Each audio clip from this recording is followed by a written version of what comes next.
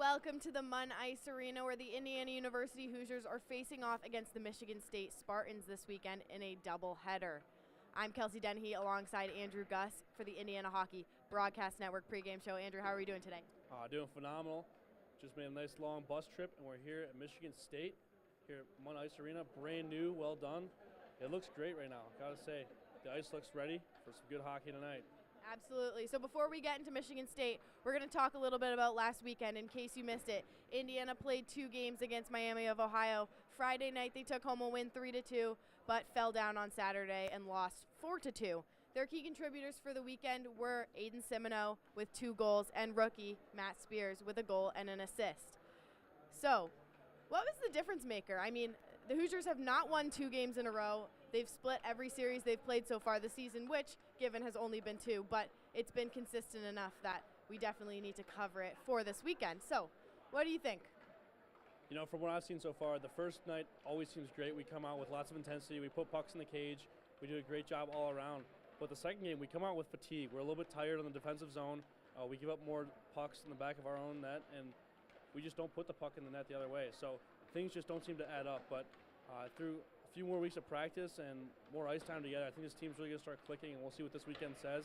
This is the first away series they've had all weekend, or all year rather. So this could really be a showing for them. Absolutely, and like you said, it would be great for them to take home 2 games, 2 wins in a row. Their first 2 wins in a row of the season, at and away, at the Munn Ice Arena, brand new, beautiful. So let's get into Michigan State. Their leader in points is number 18, Kyle Switzer, who has 4 in only 3 games. The Spartans are 1-2. However, that's a pretty good deal for individuality. And their goaltender, who has a .923 save percentage, but he also has 3 assists. So Lucas Chappell has definitely been contributing in more ways than one. So what do you think is the most important thing in the game tonight? Well, first of all, I think we got to come out, as we said, the first game of the series, come out the way you came out all year long in the first game. Come out, put pucks in the net, come out aggressively, and you're going to have to watch for Chappell in net. Maybe he plays the puck more often than we're used to, so that could be the reason he's got 3 assists, but you never know. Absolutely. All right. So before we wrap things up, we are going to get into Around the League. So, Andrew, do you want to give us the games going on tonight? Because there's quite a few. Yeah, a little flasher on the league tonight. We've got OU at Delaware, Bowling Green facing off at Miami, Ohio State at Cincinnati, Xavier at Louisville, Michigan at Adrian, and last but not least, Kentucky at SIU Edwardsville. So almost every team in the league playing tonight, lots of hockey and lots of scores. Absolutely, and we've got about 5 minutes until the beginning of the game here. But before we get into that, we're going to toss it over to our weekend recap from Miami. You get to see all of the great highlights of the good things that happened for the Hoosiers last weekend. And then we're going to get into our play-by-play by Sam Weixler and color commentary by Garrett Drake. So we're at the Munn Ice Arena. Make sure to tune in. I'm Kelsey Dennehy alongside Andrew Gus for the Indiana Hockey Broadcast Network. We'll see you in the first.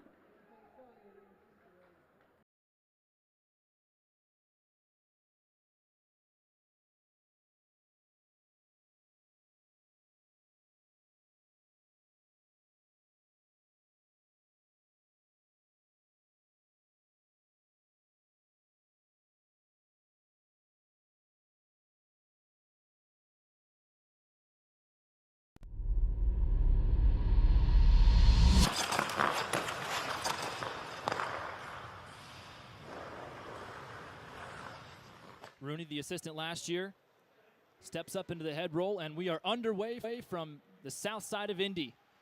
This rink, the Perry Park Ice Arena, normally the home of the South Stars. Indiana in all red, headed from right to left, and rushing right in front of us in white sweaters and red bottoms are the Redhawks. Quick jam shot off almost at the halfway mark of this first period as the puck is flung all the way across, smacking into the glass in front of us. Icing waved off after the near deflection, and it's 9-iron right into the lap of Jeremy, who then smacks it around the leg and over to McKay. He gains the zone, trying to work that circle. Fed in front. Gustafson tries to poke away at it. Finished in front. Spears can't get it. Now it is. A deflection and a goal. Jeremy gets the point. He's the one celebrating the most, Garrett. And boy, after all of that chaos and nearly 10 minutes played in this first period, Indiana draws first blood. It's Will Jeremy, who led the team in goals last year, picking up right where he left off, his 3rd of the season. And we've seen several rebound opportunities here early right there. They were able to get Hanks down on all fours. He was sprawling from side to side trying to find the puck, and they shoveled it right over the top of him. Will Jeremy did that is for an Indiana goal. He knocks it forward to Trincala, gains the zone legally, sticked away by Billis, where DiLorenzo scoops it up. Slavin gets bodied off the puck and has to get up as the puck nearly knocks him in the back of the leg. He took a shot to the side of the leg, and now a quick deflection in front, and they score. Miami evens it up out of nowhere. Billis didn't know where it was, and it's 1-1 with 8:41 to go here in the first. Garrett, we're going to look out for who blinked first, but this could be a slugfest just like those games last year were. And it looked like Eric Miller got the goal there for Miami. And Sam, I was just about to bring up how there was lots of traffic out in front of Billis early on in this game, and we saw it right there. It came back to bite him. In the far corner, 20-plus seconds on this power play for Indiana. Miami, last season, strong on the penalty kill, and this year the same. They have not allowed a goal while down a man, 8 for 8. And even as the period ends, Garrett, some chippiness and some pushing and shoving. Referee set to drop the puck, and we are about to get underway for period number 2. Once they realign and jab at each other, and we are ready to go. Indiana wins the opening draw from center ice and moves left to Chambers, trying to get a stick on, but the puck was retrieved first by Drew Lawrence. Drew Lawrence was another standout player on this Red Hawk team last year. Big 6'3" D-man. And Indiana able to put one in the back of the net right there. Looks like it was Aiden Simino with the goal. And 14:10 remaining in the period. The Hoosiers have taken a 2-1 lead. Right place, right time. Good heads-up hockey there. Stick on the ice. His stick was off the ice. That probably would not have went in the back of the cage. Keeping that thing on the ice really helped him, I think.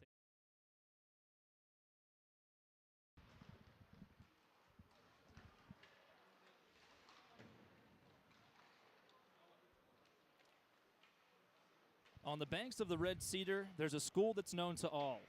Their specialty was farming, and when it gets cold enough, these Spartans play good hockey.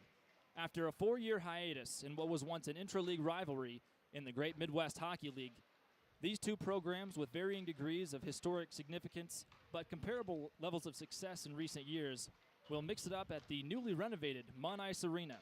Good evening and welcome to beautiful East Lansing, Michigan for the first of 2 games between the Spartans of Michigan State University and the Indiana Hoosiers here on the Indiana Hockey Broadcast Network.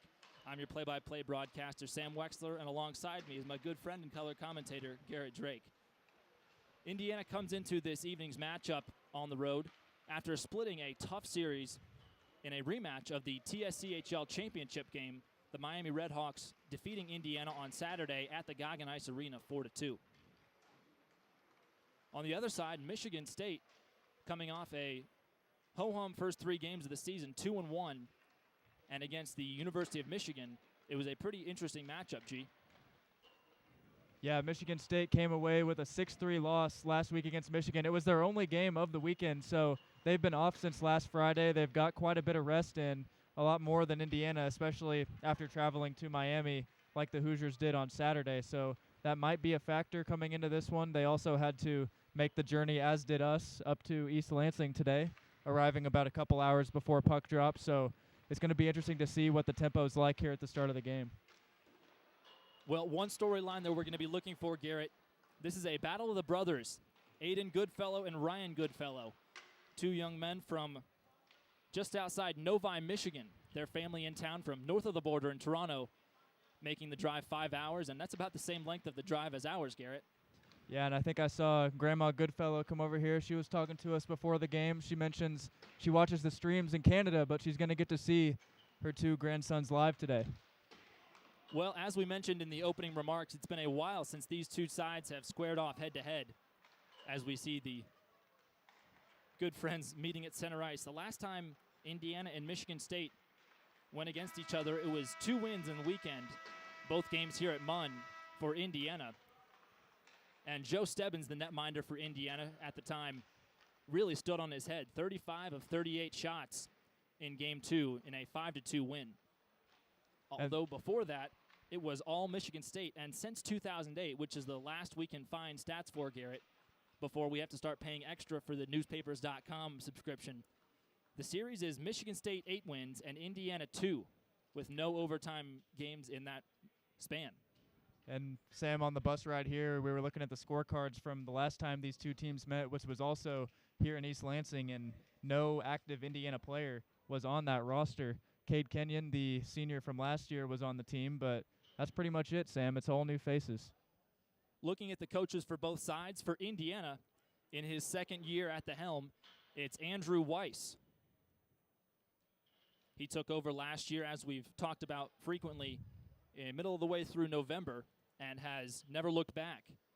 For Michigan State, their coach in his 21st season is Jim Martin, although we learned just moments ago that Coach Martin will not be behind the bench for the Spartans because he is a witness in a murder trial, as we are told. It's a little bit of a switcheroo. The first game he's missed in 21 seasons as the benchminder for the Michigan State club hockey team. Talk about an obscure way to miss your first game in 21 years, Sam, but obviously he's got to attend to those legal court proceedings. So, netminder for the Spartans in cage will be Chapel, Lucas Chapel, the fifth-year senior. And for Michigan State will be Sammy Billis. The draw between the two brothers, Aiden and Ryan Goodfellow, won by Indiana, and they'll play it across. Indiana in their crimson-colored sweaters, buckets, and pants from right to left. And the Spartans of Michigan State University in white sweaters with black pants from left to right. Taking a tumble in the corner. That was Chambers. He gets spun around. Now Michelli rushing forward on the near side. Shuffleboards it across the end zone. And Simoneau stopped turning around and tries to win the puck away. Stolen off his stick by Coleman Peppelman. Shot through traffic, gloved out of the air by Kolinsky. He fires it along the boards, and it gets smacked down to the ice as Timmons calls for a quick change. Hot start so far, 45 seconds into this game. McDonald takes a tumble after getting his stick checked, and Kissel has to come in and jam at the puck right along the midline. Interesting setup between these two benches, Garrett. I don't think I have ever seen this setup with one bench on the far side, the home team's bench, and two penalty boxes on the near side. And just as we say that, we'll have a visitor to the sin bin for the first time. Nicholas Borchardt, the sophomore from Northville, Michigan, in his third and fourth penalty minutes. We'll try and get a signal for you when we can. Draw to the stick side of Chapel, won by Indiana, but Michigan State is able to clear it. Billis steps out of the crease and plays it along the glass on the near side. Jeremy reverses and turns course, spinning it and losing his man in the process. He's got some speed and feeds to the near side where McDonald gains the blue line. Looking for an option along the boards. Feeds it into the center. No one was there. Ripped away. And that's O'Flaherty who couldn't get his hands onto it. Short-handed rush the other way. All by himself. Feeding across to the backside. Tried to find Switzer, who's got 3 power play goals this season. Again, a short-handed chance. Smacks into the glass behind the cage. Collision on the near side, and the puck rolls lazily into center ice. Quick change again. 69 seconds left on this penalty.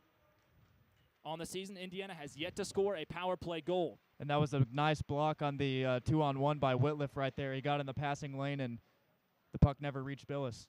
Indiana has already ceded a shorthanded goal to Miami last weekend. For Michigan State, when they are down a man, they are 9 of 10 thus far. Now, Garrett, we don't have stats for that Michigan State-Michigan game, so we're going off the first 2 games of the season against Western Michigan, the Division I team for Western Michigan, and the Division II team for GVSU. Wrapped around the backside of the cage, there's Jack Gustafson, Player of the Year in Illinois in high school. Long shot straight into the belly, and the Spartan head logo on the front of Chappelle's jersey. Clock stopping at 17:34 to go here in the first, and just 30 seconds or so on this man advantage for Indiana. And it seems like things have been moving kind of slow on both sides so far, even on the Indiana power play. Draw to the glove side of Chapel, won by Indiana. McKay jams his stick into the ice, digging in, feeds it to Jeremy, wandering around the slot, leaving it for McKay to walk the blue line. Puck gets flung off of his stick. Purton charges in, and it's wiggled away into the far side. Now to Gustafson, turning tail, weaving along the goal line. Tries a sharp angle shot, swallowed up holding his ground was the netminder Chapel again. And just 5 ticks remaining on this power play for the Hoosiers. Important that they win this faceoff right here and at least give them an opportunity to have a 5-on-4 for a little bit more time as the Michigan State player gets out of the box and back onto the ice, which they're able to do. Indiana wins the draw with the final few moments of this power play. Shot, glove down, right in front of the crease. Second chance, score! Jack Null, the senior, joked about getting a hat trick on the bus ride here and nets his first of the season. Indiana draws first blood nearly 3 minutes into the contest here at Munn. 1-0 Hoosiers. Right there, Indiana able to get the puck on net before Michigan State could get back to even strength, and Null was there for the rebound opportunity. It looked like Leo Warner took a whack at it down there as well, and Null able to put it home easily. Jack Null from Pittsburgh, Pennsylvania. Played his high school hockey with the Pittsburgh Predators, if I'm not mistaken, Garrett. I believe that's correct. And Indiana, well, I have it on my sheet, Garrett. I think I am correct. Juan back in the neutral zone. Indiana trying to play it forward, but instead give up possession. Icing waved off after a deflection, says the linesman on the near side. Smith pushes it around the corner, still holding his ground in his own end zone. Korotkowski gets spun around and is ripped off of his stick. Indiana trying to make something happen as they get a change. Now kicked free, twirling around is Williams. He gets it to DiLorenzo, who gets yanked down. Now to Gustafson outside the hash marks, using his body to shield the puck, feeds it in front. Nobody in the crease. And Michigan State heading the other way. Big shoulder check delivered by Hogan. That's Arana now. No look pass into the near side corner. Kolinski. Stolen away. Arana gives it to Jeremy. Fights through traffic, weaving around. Rolls off the edge of his tape and into the far side corner. Indiana still on the attack. They've spent a lot of time there. Quick shot kicked away by the left leg of Chapel. Gustafson being harassed behind the cage. Finally gets it free, but to no one in particular. And it's gobbled up by Ben Burns. Burns, the returning fifth-year senior and a captain last year on the team. A big-time veteran presence who's been on this team since we were in high school, Garrett. He's definitely seen a lot of hockey here at Michigan State, and that can only help him in the long run. He's the leader on this team. Yanked free into open ice. Here comes Will Jeremy, leading scorer last season. Rushes through the circle. Another good kick save by the leg of Chapel. Banged and chopped at. Gustafson spins around and gets a little shoulder to the side of the head before the play is blown dead with 15 and 19 seconds to go here in period number 1.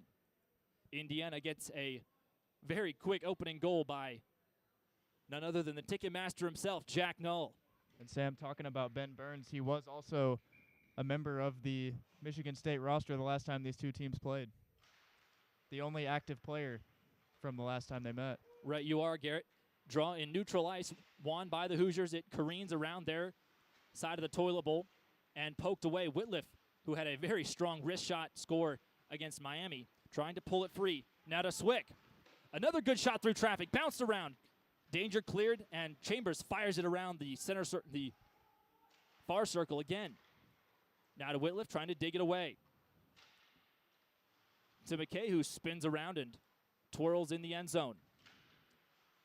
Having trouble finding somewhere to break out from.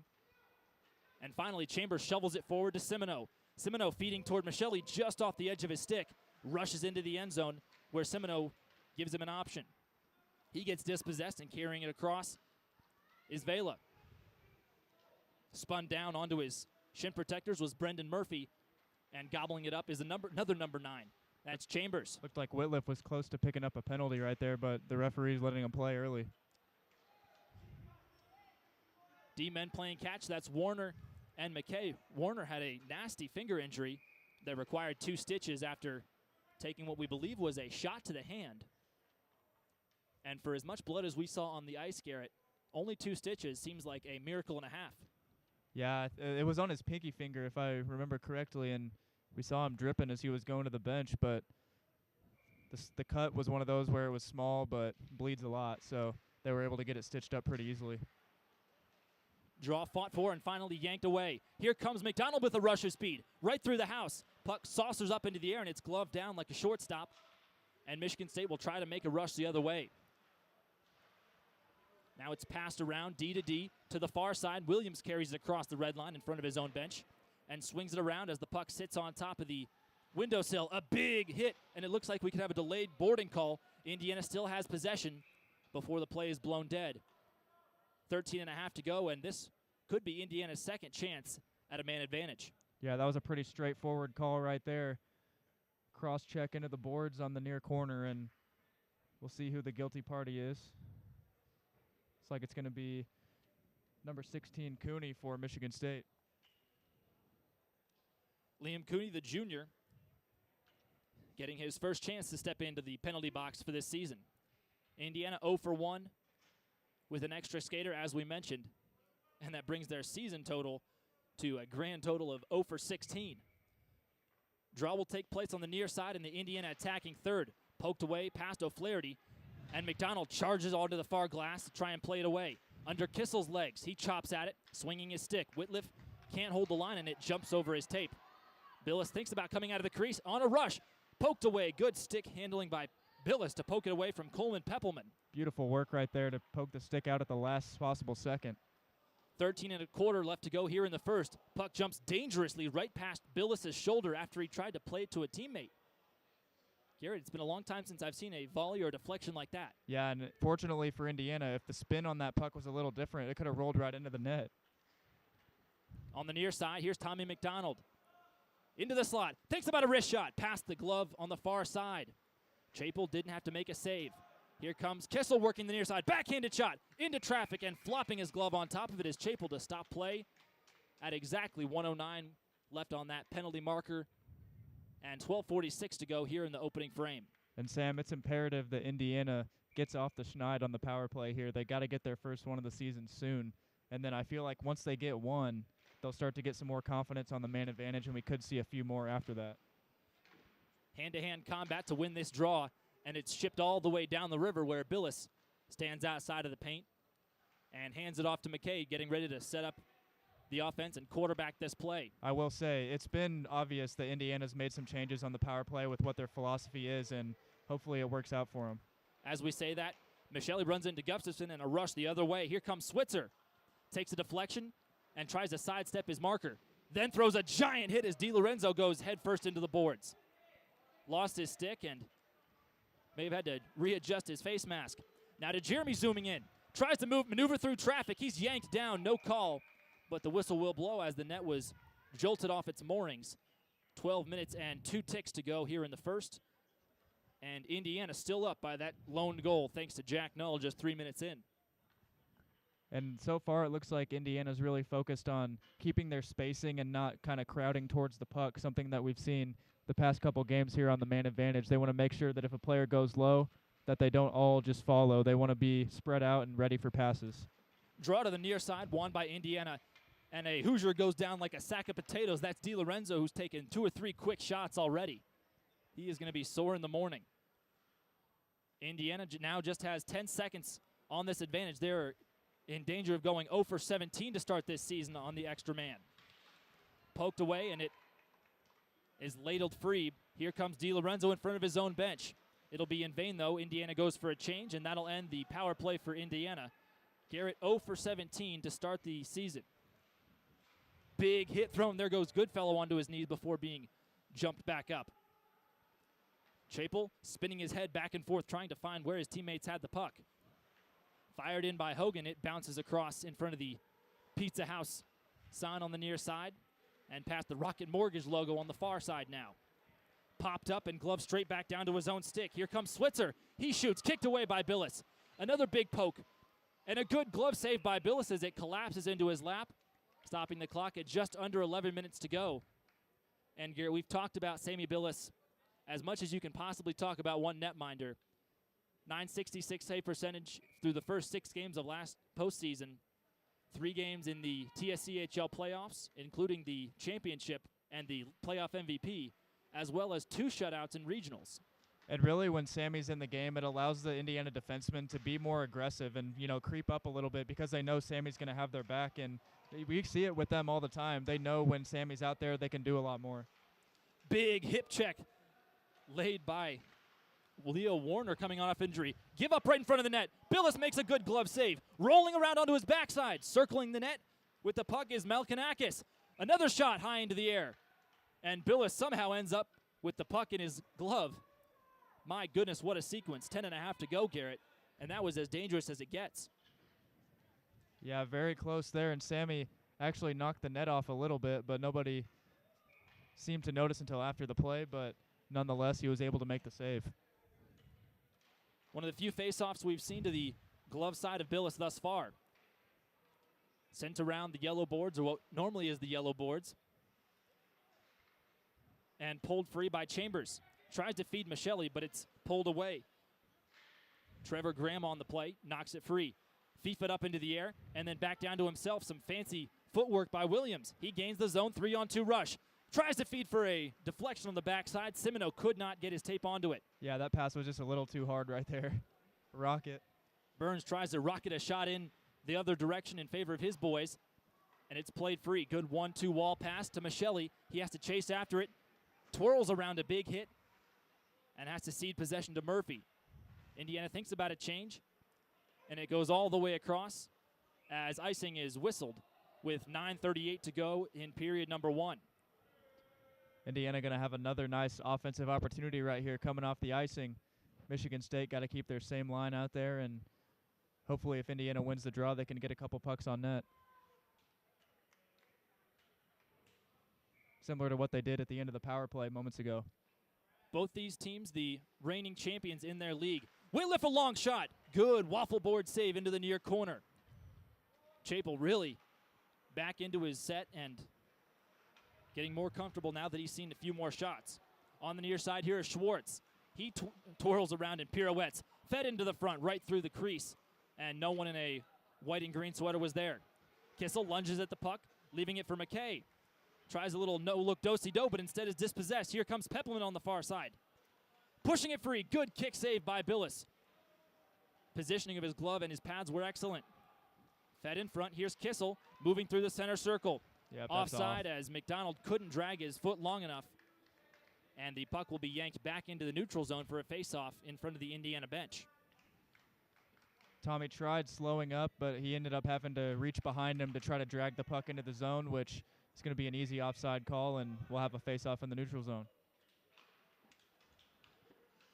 Well, the normal head coach for Michigan State, Jim Martin, as we mentioned, his 21st season, and he has guided this club to 3 national championships, 1 in 05, 1 in 07, and the most recent in 2013. Garrett, he even was named ACHA Coach of the Year in 2007. It's quite the accomplishment right there, considering how many schools are in the ACHA as well that may not have D1 programs. And whether it's a coincidence or signs of a good program, the NCAA Division I team for Michigan State won the national championship in that 2007 season as well. Jeremy making quick work of the defense, skating through all by himself. Leaves it for Gustafson. A quick shot and a good glove save. Flashing the lever was Chapel. And with 8 minutes and 10 seconds to go here in the first, Indiana still up by a tally. And the game-winning goal in that 07 national championship, Sam, was scored by Jonathan Abelkader, who went on to win a cup with the Detroit Red Wings just a couple years later. O'Flaherty stepping in to face Peppelman on the draw. Peppelman emerges victorious and gives it to Ryan Goodfellow, the younger of the two. Puck rolls end over end, and Billis vacates the crease, smacking the puck across the ice. Under 8 minutes to play, and the puck kicked across the blue line. Null couldn't believe it, as Michigan State were the ones who caused the entry. But the Spartans will get ahead of steam. Here comes Goodfellow. A long shot that's paddled away by Billis. He retreats back into the paint, and it's pitchforked along the boards where Null tries to lay a body. Null lost 20 pounds in the offseason and got a whole lot faster, Garrett. You can just tell he's buzzing around the ice, and really he's been able to spread out a lot more and get more opportunities because of it. Chapel took that shot in stride and let it bounce between his two legs, and the puck sailing all the way across. 7:17 on the clock. Last year, Null was more of a guy who we'd see hang out behind the net and, set some goalie screens, but now this year we've seen him get out on the rush a little bit and out in front, so it's good to see him going end to end. Draw to the far side. Indiana on the attack.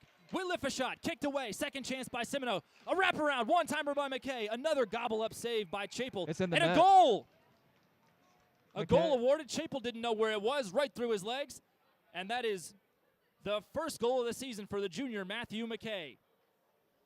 2-0. Indiana puts a crooked number up on the board in period number 1. And the visitors have the heavy hand. Everybody stopped playing, and they were looking for the puck, but the official signaled goal right off the bat. And Matt McKay able to get the wraparound pass and put it up in the upper left corner right past the shoulder. So the first 2 goal scorers this evening, Null and McKay, as we just saw, both with their first tally of the season. Indiana coming off a loss, as we mentioned, and have yet to sweep a series, splitting the Miami series in a win and then a loss, just as they did the opening weekend of the season against Concordia of Wisconsin. A win big and then a loss. McKay, who just netted his first of the year, flings it off the glass on the near side. Under Michelle's legs, he can't quite get to it, and it rolls to Murphy on the far side. Saturdays have not been for the boys so far, Sam. 0-2. You got me on that one, G. Fed across, a good pass all the way by himself. Here comes Tommy McDonald, one man to beat. Shoots, and it's knocked away. Chapel with a good point-blank save. Scooped up on the near side, finishing his check, is Goodfellow. He tries to FIFA it to himself, but it's pulled away. Here comes Mel Kernakis. His shot from long on the near side. Another bobble right in front, and Timmons tries to charge into the corner and finish his check. Now to Wishart. Bobbling puck is scooped away and played free. Here comes Brandenburg, his shot. As he is stapled into the glass, is held by Lapel. Puck frozen at 9 seconds under 6 minutes to play. And Indiana up by 2 goals thanks to Nolan McKay. And Indiana, if I'm correct, these are the first goals they've scored in the first period all season. They've really picked it up towards the end of most of the games, and they've got 2 on the board already. Still 5 minutes, 51 seconds to go in the first here. Shots on goal, 8-6 Indiana. And the faceoffs, 9-3 for Michigan State. Garrett, we usually enjoy a big surplus as far as the faceoffs go for Indiana. Draw lost by Will Jeremy, who's usually a stalwart over there. Gustafson tries to wing a shot free, and it scoots in between the glass and the netting, just barely sliding out of play. So 5:42 to go here in the first.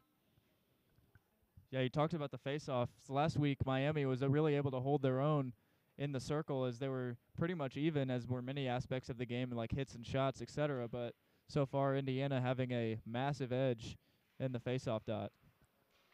Will Jeremy throws it back toward his D-man, Goodfellow. Fed in front, right under Jeremy's stick. He gets muscled off the puck in front of the crease. Into the slot, a second chance. Poked away, Gustafson tries to hold his ground, but it's kicked away. In front of the Michigan State bench. Back into the Indiana attacking zone. Flicked all the way across into the center circle. Now toward Peppelman. He gets shouldered away, and the puck is lifted. Now toward Arana, who's got some speed. Around the hash marks, a big hip check that sends him spiraling. Fed in front. Jeremy tries to smack it around. Loose puck finally cleared into the near corner. Warner charges in and throws it off a skate blade. Now to the backside, Arana again. Indiana not able to move a guy into the slot just in time. Change for both sides. Partial for Indiana, full for Michigan State. Under 5 to play. 2-0 the score. The Hoosiers in the lead on the road. Gustafson sidesteps a big hit, and sending himself flying was Kyle Switzer. Puck kicked free somehow, and Gustafson stands up after a big check. Jeremy intercepts the pass, but spinning around is Goodfellow. On a rush to the far side, but the linesman on the near side had other ideas. Offside is called with 4:26 to go here in the first. It's important that Indiana holds on to this 2-0 lead to end the first frame. That would give them immense momentum moving forward in the game. Their defense towards the end of periods has been pretty solid so far. Hopefully that remains the same here. Draw in the neutral zone, won by Michigan State after a struggle. Fed in front, but kicked off the leg pads of O'Flaherty. He missed the back half of last season after a nasty wrist injury. All by himself is Null. has his head up, looking for an option, tries to feed to a teammate, but no one was rushing with him. Moving into the near side corner, getting a check in the back is O'Flaherty. The puck wobbles free onto the stick of Switzer again. Using his free hand to try and muscle a man off the puck, but they both go for a spill, ending up with snow on their pants. Here's Warner across the Big Ten logo representing the D1 team for Michigan State. Williams outside the circle.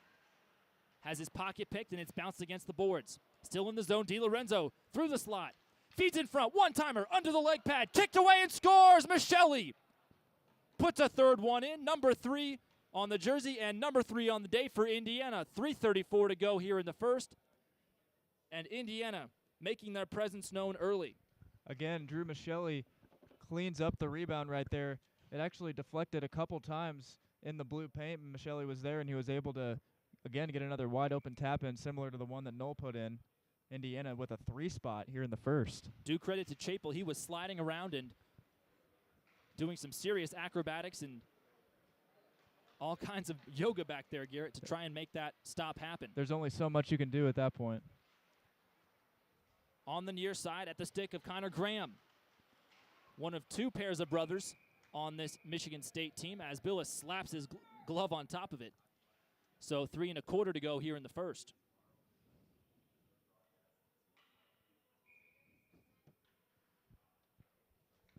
Last time Billis was on the ice, he led Indiana to a 3-2 victory against Miami at the Perry Park Ice Arena on the south side of Indianapolis. Pirouetting at the red line was Chambers. He feeds to Simoneau, a shot. Kicked off the back of the leg of a Michigan State skater. Appeared to be Graham again. Battle ensues. McKay holds the blue line. Feeds to Whitliff. Outside the circle. Shot through traffic. Kicked away into the far corner. Simoneau pushes the puck, and it slides all the way across, giving Michigan State a quick chance to change. Indiana decides to do the same. Fed in front. Shot from Brandenburg goes into a leg pad and kicked away. Donovan Mitchell plays it forward. One of the numerous freshmen on this team for Michigan State. Well, Garrett, last weekend when we were at the Goggin Ice Arena, they were playing some awesome music. I haven't heard any music thus far. Yeah, there was music going in the game before when we walked in, but so far it's been silent. Well, we may not get a copyright strike infringement on YouTube, but I don't think anybody's buzzing quite like they were last Saturday. McDonald in front. Has the puck gloved back down to the ice thanks to Cull. Now pushed away, Brandenburg circling at the end line. Kissel pokes it to himself. Has options. Goodfellow feeds it into the corner, but misses his man. Now to Brandenburg, who slides into the corner. Takes a shoulder from Mel Kranakis. 13-on-13 violence. McDonald steals the puck away along the far boards. Tries to sidestep a man and plays it into the far corner. Kissel give and go behind the net. And then back to Brandenburg behind the cage. Slung all the way halfway through turn 2. Kissel playing along the boards. Goodfellow shot. Looking for a deflection. Did not receive one. 90 seconds to go here in the first period. Indiana up by a trio of goals. And all 3 scorers marked it as their first tuck of the year. Jeremy circling the wagons and letting his boys regroup. Little miscommunication as Leo Warner has to charge into position. Now a rush on the near side. Kicked away by Billis. Second chance opportunity swatted at. Burns swung his stick wildly in the air. Now a little bit of a stretch pass to Gustafson. He couldn't communicate and space out the attack with McDonald. And pushing the other way is Torrey Schwartz. He beats his man along the goal line. Feeds in front. Peppelman couldn't get to it. Now to Jeremy, who crosses in front of the scorer's table. Arana tries a little dangle action. Leaves it for Williams. And eventually gets to Jeremy again. His shot straight into the chest protector. And the elbow guard of Chapel. Clock at 46.2 here in the opening frame. Curious to see what the shot count is at the end of the period here, Sam. Indiana definitely at double digits, and they've had a flurry of shots against Chapel here so far. Chapel, excuse me. Draw won by Michigan State. They nearly cede possession back to Jeremy, and then a pass intercepted in traffic. Here comes Williams. Deeks and then threads a shot through the crease, sliding through the paint harmlessly. To the far side. trying to use every bit of length he's got, cutting back right at the far dot. Shot through traffic. Billis doesn't have to make a save. It bounces off the glass harmlessly. 20 seconds to go. Indiana might have 1 or 2 rushes left in them.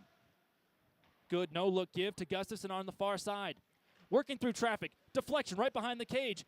Fed in front under a Williams stick. A wind-up and a drive. Warner gets his shot blocked, and that's how things will come to a close in period number 1. So after Jack Null scored, McKay scored, and even a goal by Drew Michelli, Indiana heads to the locker room for the first break with a 3-0 lead on the Spartans of Michigan State. Don't go anywhere. We will have an interview with Jack Null on the ice momentarily, thanks to our trusty assistant, Kelsey Dennehy. Garrett, any takeaways in that first frame that was very quick and very productive for Indiana offensively? Yeah, it started off slow, Sam, and then Indiana did a good job of picking up the pace about in the midway point of the first here, and they got a lot of shots on net. That was really the most important factor. The defense played strong. Billis was being a brick wall like usual and stopping everything that goes his way. So if you're Coach Weiss, that's exactly what you wanted to see from the first period. Well, last season we saw the Michelli and Semino line performing quite well, and this season they've stuck together through the past few games. And it looks like there's much reason to be optimistic, as they've already gotten a +1. The aforementioned Aiden Semino,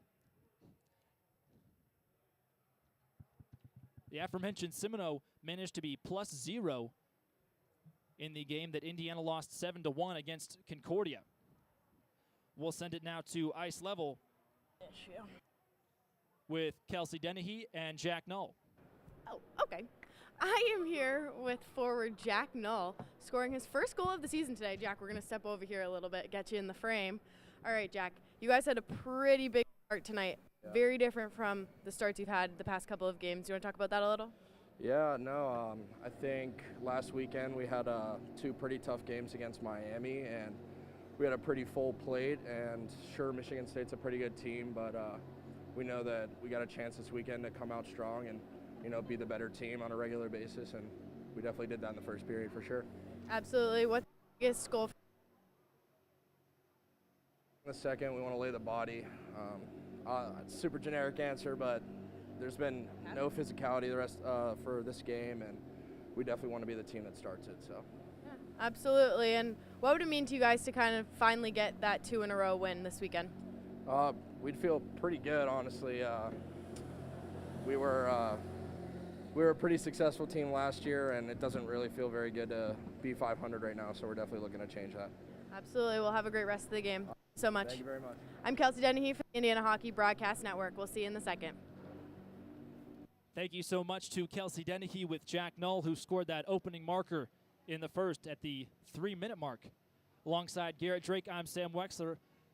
I'll talk to you again in the third period after the intermission show and letting Garrett take over on the play-by-play in the middle frame.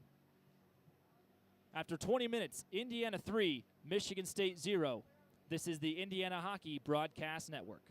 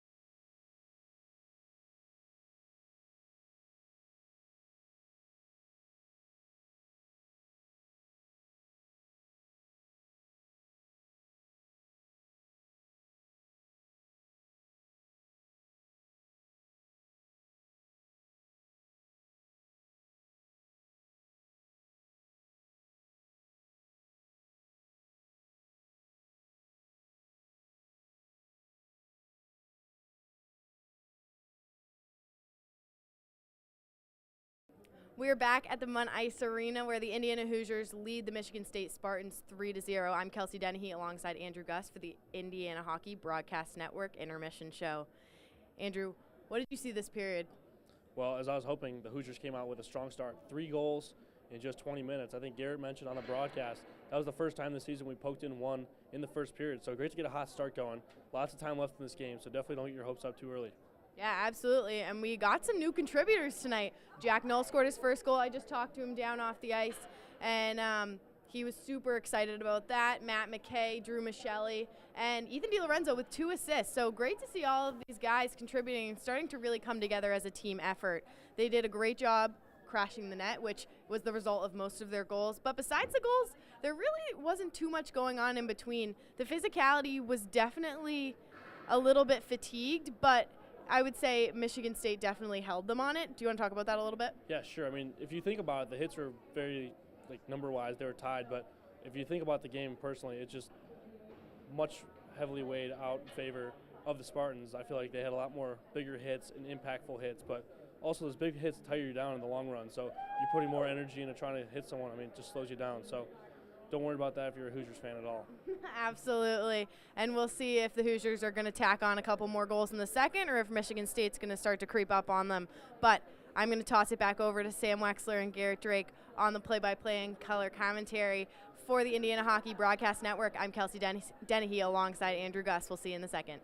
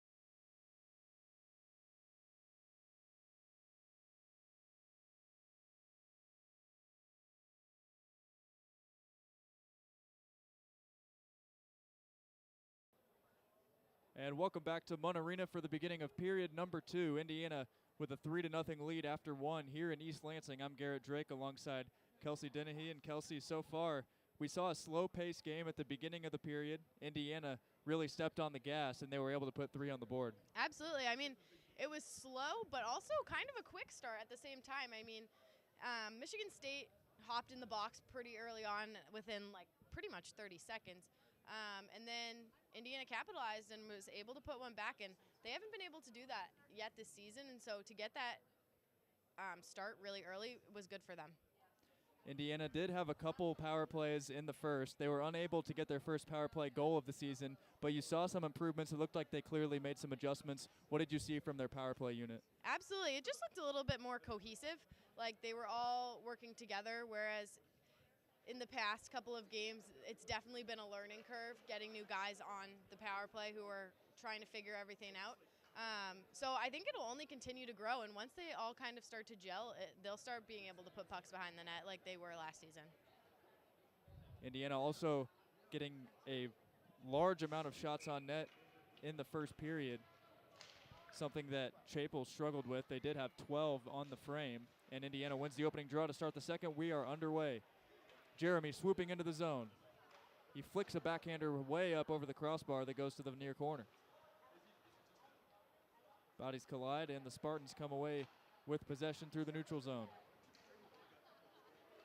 This is Ben Burns, who we mentioned was a member of this Michigan State squad the last time these two teams played, all the way back in 2019. McKay trying to escape a double team behind his own net, and he gets it out. It's a 3-on-2 for Indiana the other way, as a good poke made by Goodfellow there, the brother of Aiden Goodfellow, Ryan, the member of Michigan State, as they took the opening draw here today. That one sent past Billis off the stick of Peppelman right there.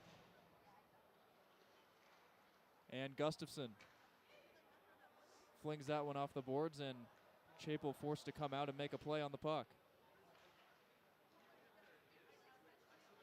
Lots of back and forth to start period number 2, as we are now over a minute in.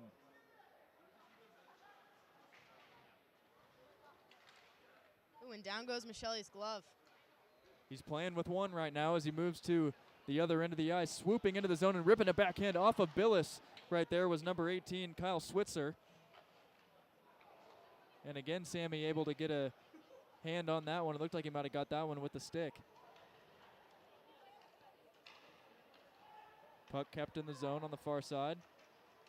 Centering pass blocked away into a body out front. There was a group of defenders there, and Sammy able to get a glove on it. 18-13. Sammy Billis has just been so consistent in his game, and that's something we saw last year as well. But it's been very nice taking on 14 rookies to have that constant right in front of the net while things are starting to kind of work together and figure everything out. Michigan State wins the draw in the attacking zone, and they get one on net, but not really close. Here's a centering pass. Deacon back and shoot way over the corner. That was off the stick of Brendan Murphy right there, as Billis unable to see that one, but he didn't have to make a save. Kissel plays one off to Brandenburg. He whiffs on it. We've seen the puck sliding around a little bit on the freshly Zamboni'd ice here, excuse me. Kicking it to himself is Kortakowski, and that one goes all the way behind, taken by Brandenburg. Tommy McDonald plays one off the boards that finds Kissel. Brandenburg swooping in, unable to handle the puck, and it's whacked at by Leo Warner, and Indiana will change. Michigan State able to get a couple players off as well as they move right to left. Around the net and back up goes Wishart. He gets run into by Austin Williams, whose physical play has been a bright spot on this Hoosier team so far.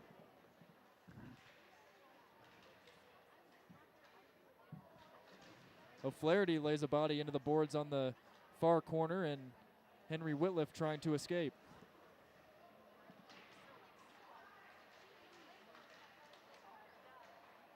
Null plays one to center that finds O'Flaherty. Now the Spartans reverse and go the other way. This is Cooney.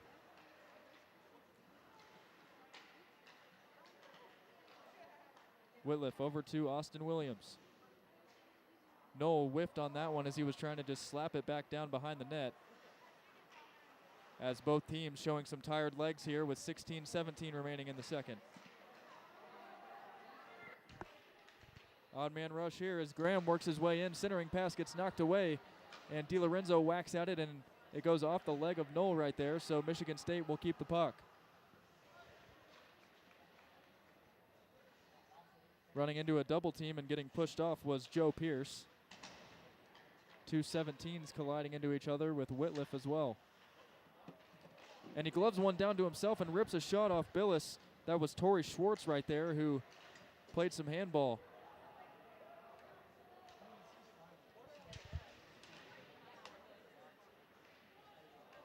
Centering pass nearly able to find Peppelman right there, but it's gloved away.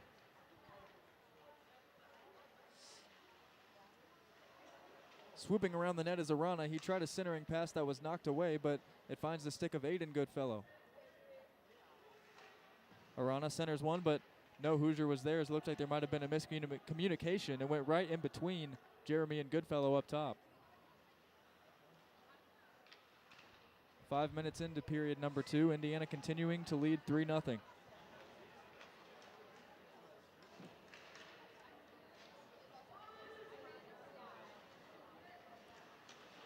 Goodfellow and Timmons unsure who should get it.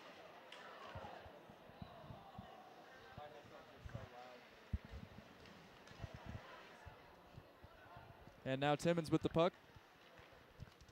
Working left to right through the neutral zone. On the near side, they find Gustafson. He works his way in, gets in between a couple defenders, but the puck finds Griffin Timmons at the blue line. Gustafson will head to the bench, and it's going to be an icing against Michigan State. It's been really great for the Hoosiers in the offensive zone tonight with this sort of slow play. While it's kind of picked up in the second, they've really been able to generate some opportunities for themselves that they hadn't against teams like Miami, where when you've got a new team and you've got that many players, it's really a great opportunity and a great time to start to set up and figure things out, but you can't really do that when you're starting off with hard opponents right away. Chambers able to win the faceoff. That took a couple redirects off the stick of Chambers and Semino right there, but it goes to the far corner. We've now had some fans pile into the Munn Arena here to watch the final 2 periods of action.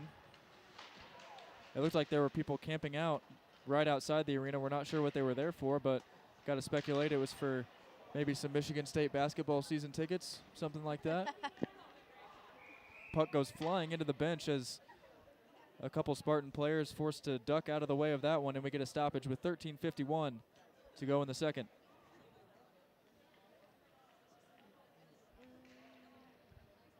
So far this game, I don't know, it doesn't feel like there's a lot of energy really from both teams. I mean, granted, the Hoosiers did just get off of a 5-hour bus ride and basically had to go right into game prep from it, but the Spartans don't really have an excuse because they live here. So it's definitely been interesting to see them kind of match each other's energy level.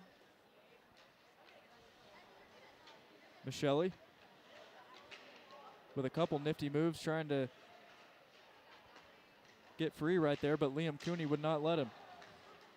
They whiff on the one-time attempt as Switzer was unable to get his stick on that one, and now Michelli into the attacking zone. It's a 3-on-1 centering pass, and trying to go between the legs, it appeared, was Matt McKay right there, and the puck goes all the way to the other end of the ice.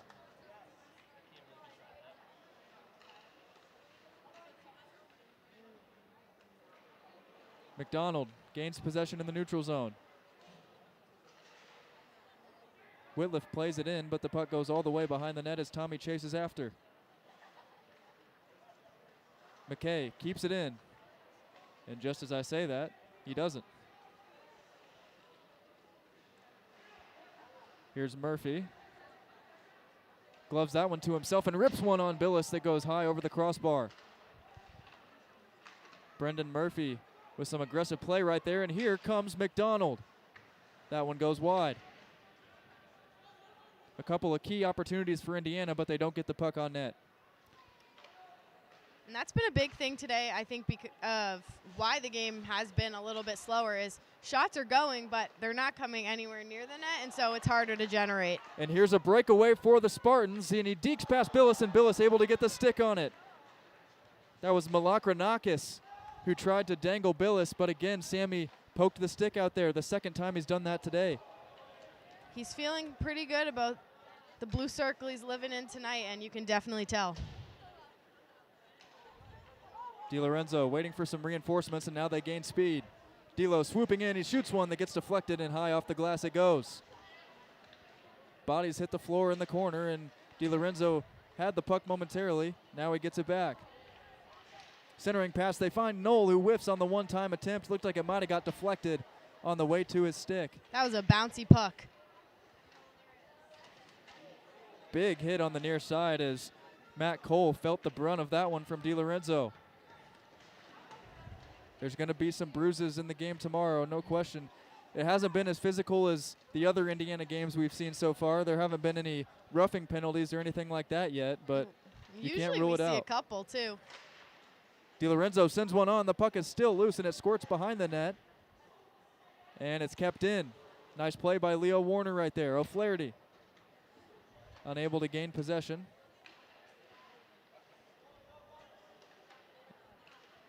On the far side, Gustafson whiffs on one. Arana sends one on net that is forced to be played right there by Chapel. He sent that one in all the way from the blue line. And Michigan State escapes. That one sent all the way down by Pierce.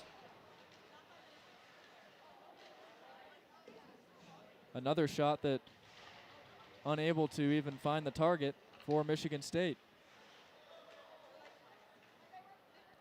They really haven't had, they've had very seldom key opportunities today as Gustafson kicks that one through his legs to himself. You can tell they're trying to set up down low, but Indiana defense just shuts them down every time. Jeremy working his way through the neutral zone as we're now halfway through period number 2. Gustafson pulls one back and lets a wrister go as he loses his stick. Looks like he might have got whacked in the hands there. Jeremy centers one. As again, bodies hit the deck and Gustafson goes flying into 2 Spartans and they score! Gustafson took 2 players out of the play right there, and finding the back of the net right there for Indiana was Emilio Arana, his first goal of the season. And with 9:41 to go, Indiana has extended their lead to 4-0. Gustafson talking to a couple Spartan players, and he took 2 players out of the play right there, and it led to really a 4-on-3 for Indiana when you think about it. And Arana was there for the cleanup. Some of the best parts of plays are hits, and I think that's something, speaking to Jack Null after the first period, that was one of their points of contention after the first. And a play like that isn't going to happen unless bodies are moved out of the way. And I believe the puck that they just used went to the Indiana bench as it is the first of Emilio Arana's career. A shot by Chambers goes high over the crossbar. And Michigan State spending a lot of time defending in their own zone here in the second. Working through the neutral zone for the Spartans is Peppelman. He gets it back, centering pass, nobody was there. As again, the Spartans unable to get a shot on target.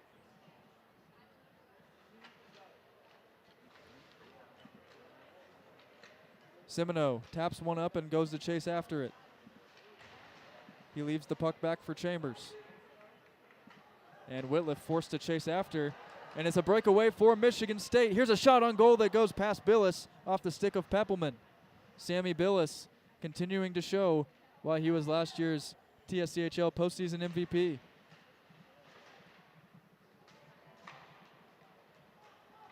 Now Simino with speed working the other way. He centers a pass that gets deflected out. Brandenburg sends one on net that deflects high off Timmons out front, it appeared so. And the bodies go banging into the boards. A beautiful move that goes right into the chest of Billis. That was Sweek right there, who flipped a one-handed backhand, it seemed. He only didn't get much power on it due to that, and Sammy made the easy save. 8:17 to go in the second. They're looking to be pretty strict on the lineup there, especially in the Hoosiers' defensive zone. Indiana with numbers the other way. Brandenburg into the zone. Backhands one that's easily blocked away by Chapel. And Timmons unable to keep that one in, so they'll go back and retreat.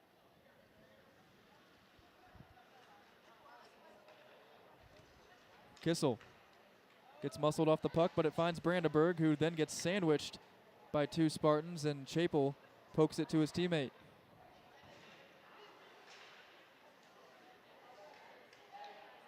Two on one for Indiana. Brandenburg shoots one that goes wide. Chapel didn't even have to make a save on that one.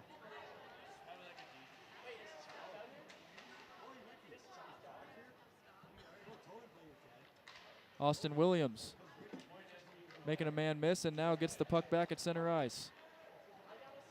Williams working in. He shoots one that gets blocked right out in front. That one off the chest of Liam Cooney, who was forced to retreat to the penalty box as we get an icing call here. It's going to go against Michigan State. It's always the late icing calls when you're absolutely gassed from sprinting all the way down. You try to catch it, And it's just that sigh of defeat when they call it, and you have to go all the way back down the ice. But this one will benefit the Hoosiers, so they can't really be too upset about it. Michigan State got to keep those jelly legs on the ice. Indiana gets to make some adjustments. Null gets that one deflected up high off the glass. And that pass way off its target and all the way to the other end. And getting the puck for Indiana is Leo Warner. Warner slaps one off the boards. Goodfellow just chips that one in behind the net off the Buick sign on the far side. And now Indiana working back the other way. It's going to be a 3-on-2. Warner stops. Back they find Null. He sends a slap shot high over the crossbar, and the puck is still loose, and they score! Jack O'Flaherty out front gets his second goal of the season. And again, we saw an easy rebound opportunity that the Hoosiers cash in on. Number 8, Jack O'Flaherty. We've seen Jack really blossom this season. I mean, I spoke to him right at the beginning. He's coming off of injuries last season that really caused him to kind of take a step back, and he has just absolutely begun to shine, and you see it in plays like that where he's able to capitalize off those opportunities right in front of the net. And Jack Null didn't have any points coming into today's game. He now has 2, a goal and an assist for number 22, Jack Null, and we're still in the second period.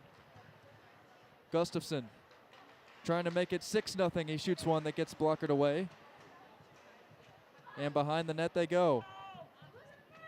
Indiana able to keep possession. Centering pass gets stolen away, but the Hoosiers able to get the puck right back. Whitliff centers one out in front. Gustafson is there. The puck is still out, and it's kicked away at the last second by Chapel. Gustafson was knocking on the door of a goal, but Chapel was able to get his foot on it.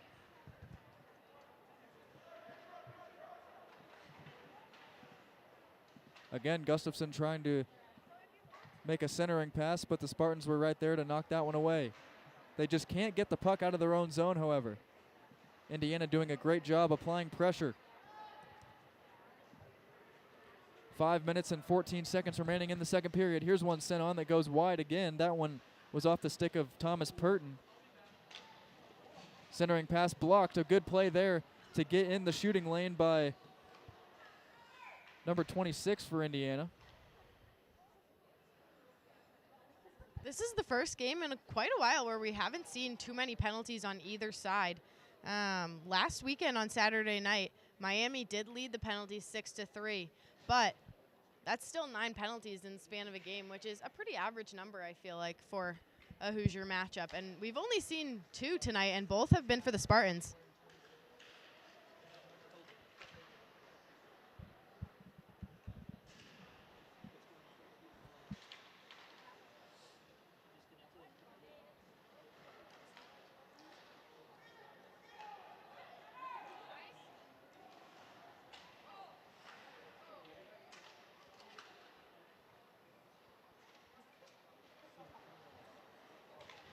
Indiana able to keep the puck in the zone there. Our camera was frozen for a second, but we've now got it back up and running.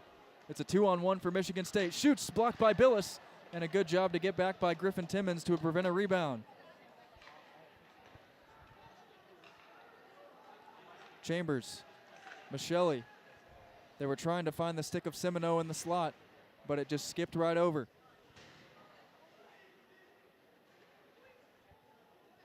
Semino rings that one all the way around to the far side where the puck enters the neutral zone, but Michigan State gives it away.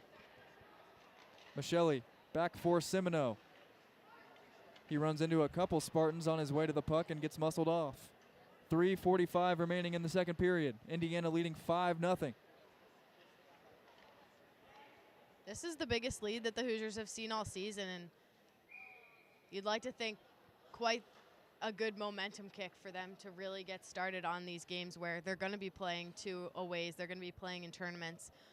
But even just at home, it's nice to get that momentum and be able to see, okay, we can put pucks in the net. We can consistently score goals. And we'll see if they can keep that up tomorrow after a late night game tonight. And speaking of momentum shifts, we just had Another icing call on Michigan State, and the Hoosiers able to control the faceoff. Bodies hit the floor behind the net as McDonald was down there. And the Spartans, again, able to get the puck into the neutral zone, something that they've struggled with so far. Kissel lays a body. And now the Spartans working back the other way with numbers.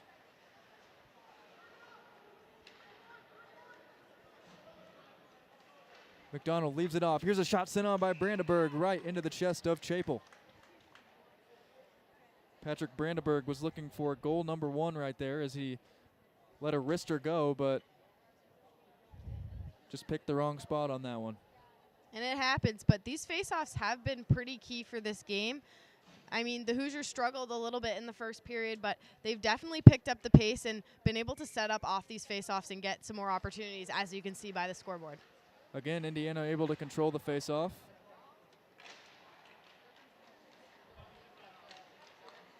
Whitliff whiffs on the pass, and it looks like his stick might have caught the head area right there of the Michigan State player, Borchardt.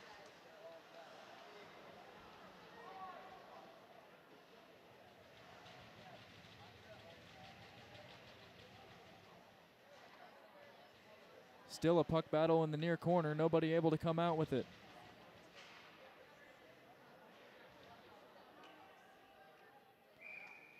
That one hits high off the netting on the far side, and we get a stoppage with 2:27 remaining in the period.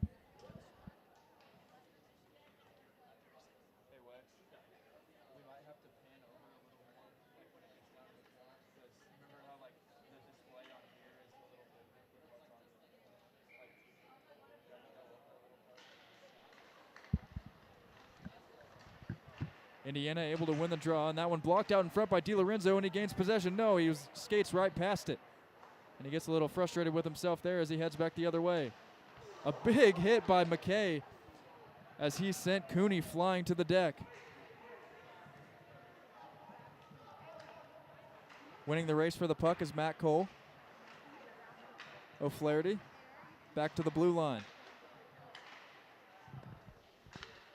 Final 2 minutes of play here in the second. Indiana with a 5-0 lead. They've scored 2 in the period. That one whiffed and goes wide by Malakranakis right there.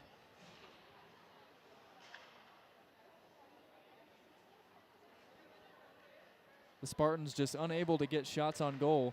That's really been the story of the game so far, and when they have, it's tough to get them past Sammy Billis, no question. Absolutely, and you can tell, even though there's really no level of relaxation in the net, he's just so comfortable in there and knows where he needs to be at all times, and that is such a service to his defensemen who are still trying to figure things out. The lines have changed for this season, like we've been talking about all period. They're still making some changes. They're still figuring things out, and so that is such a blessing for them to have him so ready to go and eager to make those saves. This time the icing call goes against Indiana, but they're able to win the faceoff in their own zone. McKay.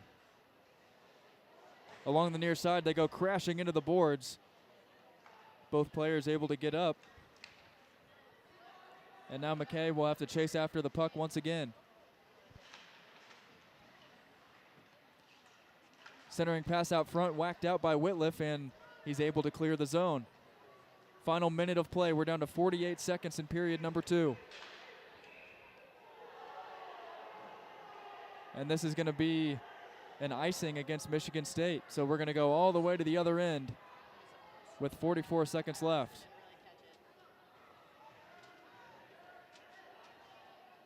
As the officials will gather. A lot of uproar on the bench. They've definitely been making those clean-cut final decision calls where you see some officials are kind of willing to debate, and these guys so far tonight have kind of just been set in stone in what their calls, and it looks like it's about to head that way for this one, but. And it looks like they've changed their minds as they'll drop the puck at center ice. It appeared that they called an icing, but then talked about it and decided that maybe that wasn't the right call, because Will Jeremy was pointing to the other end saying we get to take the face-off down there. Coach Weiss even added a little input and gave it to the refs for calling that one. So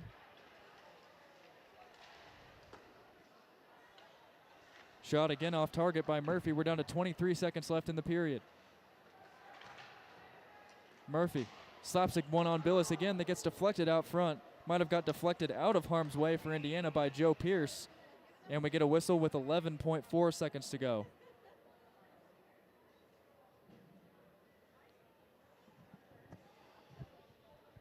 It's been the story of 2 periods so far for Indiana. They had a really good first, and the second has been just as good, as Aiden Goodfellow is going to pop a squat in the penalty box. So Michigan State will go to the power play for the final 11 seconds of this period, and then they'll start the third on the man advantage.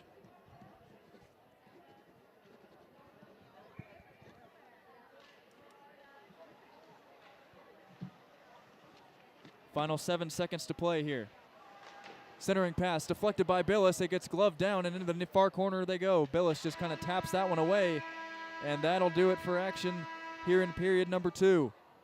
Indiana able to add 2 more to their lead. It's currently 5-0 as we stand. I'm Garrett Drake, and Sam Weixler will be rejoining me back in the booth for the start of the third.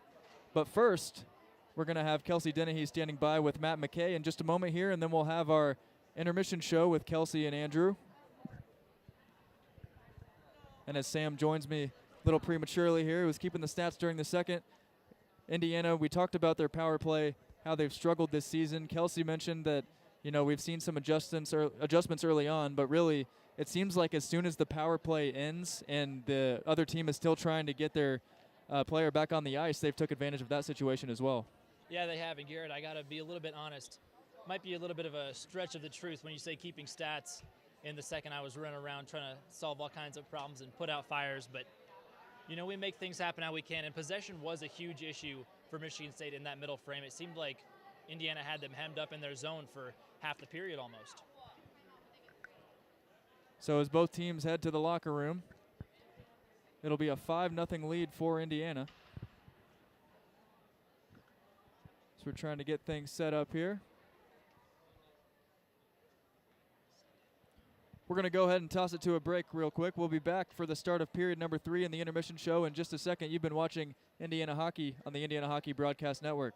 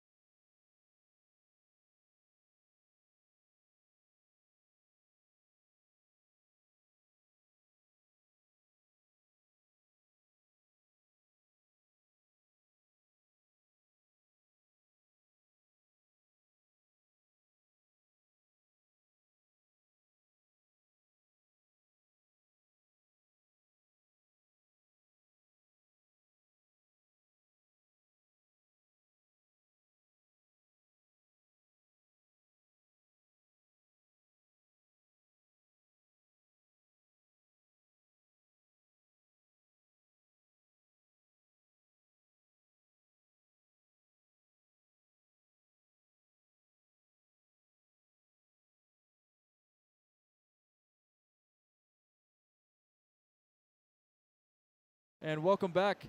During the intermission, we've got Kelsey Dennehy standing by with Matt McKay, who netted a goal for Indiana in the second. What do you got for us, Kelsey? I'm here with number 2 defenseman Matt McKay.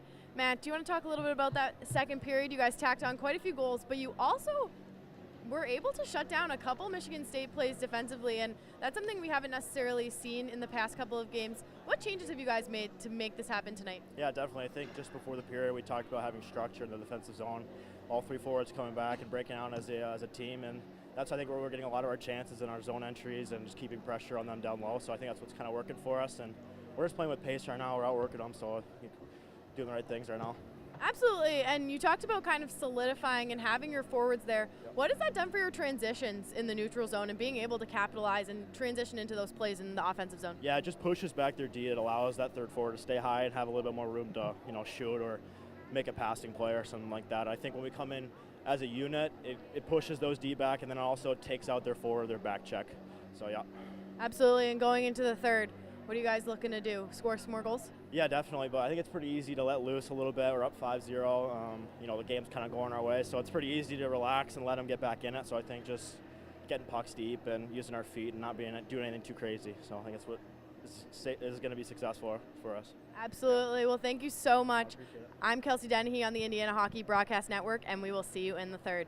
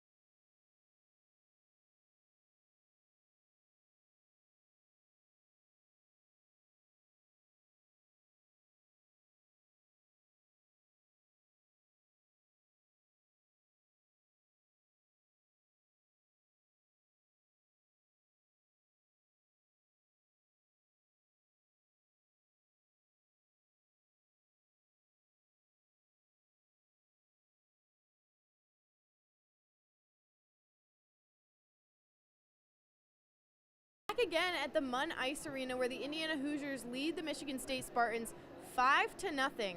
So they did tack on quite a couple more in the second period and really were able to stand up defensively as well. What do you want to say about the second? I'd say another great period of Hoosier hockey. I mean, I feel like we did everything right there. There's really not much to complain about. The breakout looked great. We did well in the neutral zone. We had the puck in their zone a lot more often. We started setting up an offense, moved it around in their zone, got more shots, played more physical. I mean, there's really not much to complain about at all. That was just great Hoosier hockey. Absolutely, and talking to Matt McKay in between, just a couple of minutes previous, he mentioned really solidifying those transitions and making sure that the forwards are getting back in the defensive zone, and that really is what has come through for them besides star netminder Sammy Billis. They're really able to pick off these plays early and transition into the offensive zone, which has made the outcome a lot better and a lot smoother going into the third for them than it has in the past couple of games. So before we go into the third and I send it back to Sam and Garrett, would you like to give us a little game update for around the league? Sure thing. All we have right now to report is that Bowling Green and Miami are tied 0-0 in the first period, and most of the other games start after this one will end. So that's all we have for you tonight. I know, we're one of the earlier ones for once, but hey, can't complain about that. So we'll be back in a couple of minutes. The ice is ready to go, and I'm going to send it on over to Sam Weixler on play-by-play and Garrett Drake on color commentary in a few minutes to get us into the third. I'm Kelsey Dennehy alongside Andrew Gus for the Indiana Hockey Broadcast Network. We'll see you in the third period.